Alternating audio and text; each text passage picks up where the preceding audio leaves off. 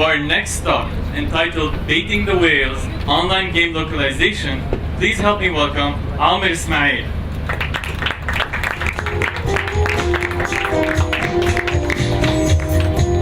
So Travian, German company, they released this game. They're one of the first to localize to Arabic and Farsi. And what happened was, for whatever reason, and I have the juicy details to share later, they got accused of being Zionist propaganda in Iran, which is really silly and weird for anyone who plays the game.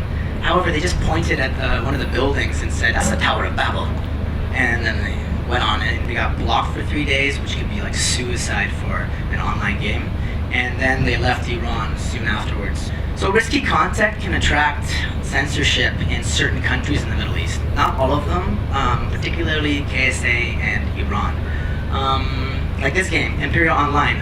They, right on the onset of launching in Iran, they removed 2 buildings. One that had to deal with gambling, and the other one that had to deal with worship.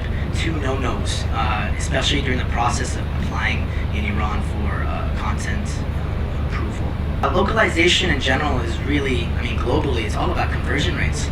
We know for a fact that if you translate to the language, to the Arabic alphabet, that language, to the Farsi alphabet, which is also Arabic, you experience increased conversion rates, recruitment rises, retainment rises, paying as a result rises. And so it's only in this region that you have to also think about localization from the cultural restriction point of view. A lot of the developers I work with don't go too far in localizing. What I mean by that is they translate, they get a good copywriter, and they get it done.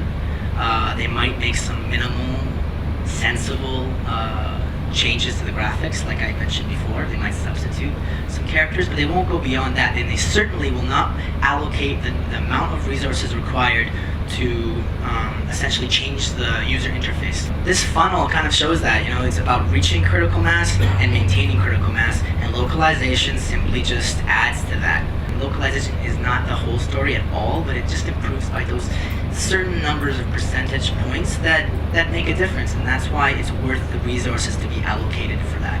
Payment gateways, from my experience, the market's getting increasingly into mobile and away from browser and into app store, one-stop shop app stores. So payment localization is becoming less and less of a concern. Marketing is localized, but not really at a high level. They don't really go country specific. So that's it. That's my talk. If you have any questions, email me please at amirgameguys.com. Thank you.